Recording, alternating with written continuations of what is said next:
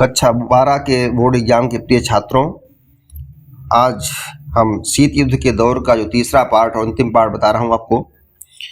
जैसा कि सैनिक गठबंधनों की नीति थी, चाहे पूंजीवादी गुट अमेरिका का नाटो हो या साम्यवादी गुट सोवियत संघ का वारसा हो, इसके अलावा भी कुछ सैनिक गठबंधन बने थे नाटो पश्चिमी गुट द्वारा। जैसे 1951 में अमेरिका, ऑस्ट्रेलिया तथा न्यूजीलैंड द्वारा अंजुस संधि ANZUS का गठन किया गया।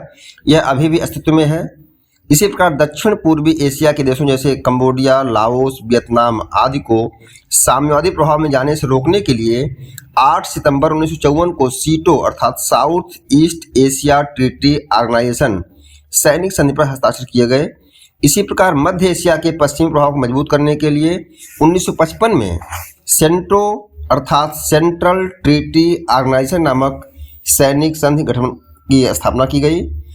इराक की राजधानी बगदाद में इसकी स्थापना होने के कारण इसे बगदाद पैक्ट के नाम से जाना जाता है, बगदाद पैक्ट के नाम से। ठीक, पाकिस्तान भी सेंटो का सदस्य था।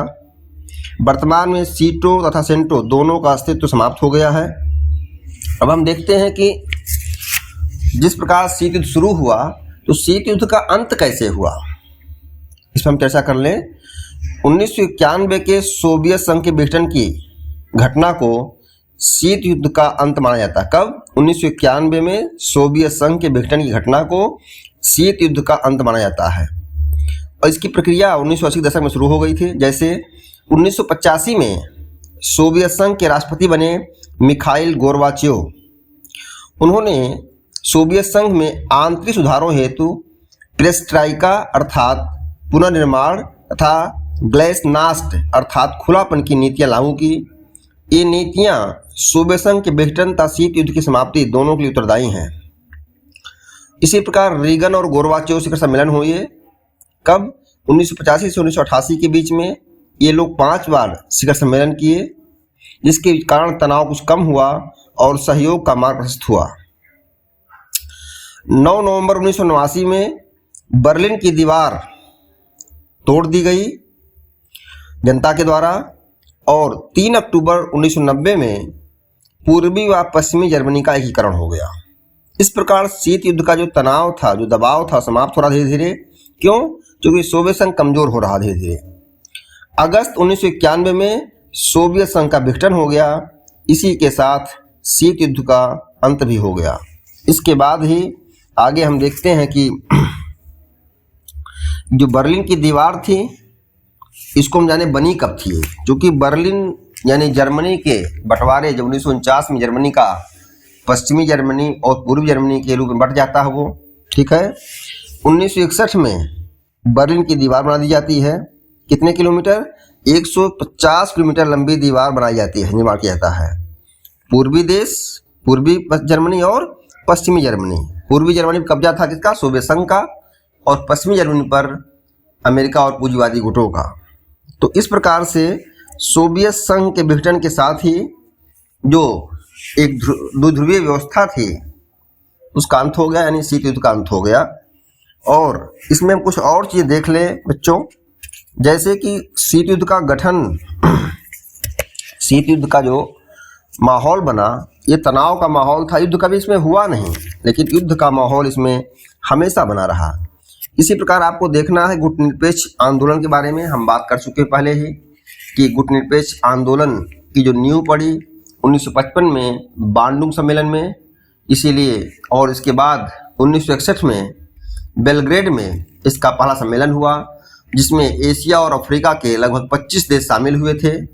गुटनिरपेक्ष आंदोलन के संस्थापक कौन लोग थे आप जान लीजिए। भारत के पंडित जवाहरलाल नेहरू, यूगोस्लाविया के जोसेफ ब्राज टीटो अर्थात मार्शल टीटो और मिस्र के कर्नल गमाल अब्दुल नासिर। ये तीनों को कहा जाता है कि ये गुटनिरपेक्ष आंदोलन के संस्थापक थे। इसके अलावा घाना के क्वामे नक्रुमा तथा इंडोनेशिया के सुकर्णो का भी योगदान इसमें है। ठीक है बच्चे। और एक बात और जान लीजिए, नई अंतर्राष्ट्रीय अर्थव्यवस्था की खोज ये कब हुई? 1 मई 1974 में संयुक्त राष्ट्र महासभा ने अपने विशेष अधिवेशन में नई अंतर्राष्ट्रीय अर्थव्यवस्था का प्रस्ताव पारित किया था। इसमें अंतर्राष्ट्रीय वित्तीय संस्थाओं जैसे अंतर्राष्ट्रीय मुद्रा कोष, विश्व बैंक में सुधार की बात की थी और विकासशील देशों के लिए इसमें प्रतिनिधित्व दिया जाए। विकासशील देशों के औद्योगिक माल के निर्यात को प्रोत्साहन दिया जाए। विकसित देशों द्वारा विकासशील देशों की तकनीक सुलभ हस्तांतरण कराया जाए। विकासशील देशों के विदेशी ऋण भार को कम किया जाए। तो ये तमाम बातें हैं जिसे आप जानिए और तैयार कीजिए। कुछ बातें और आप जान लीजिए कि नाटो की स्थापना कब हुई? अप्रैल 1949 में। वर्तमान नाटो में कितने देश हैं? 29 देश हैं।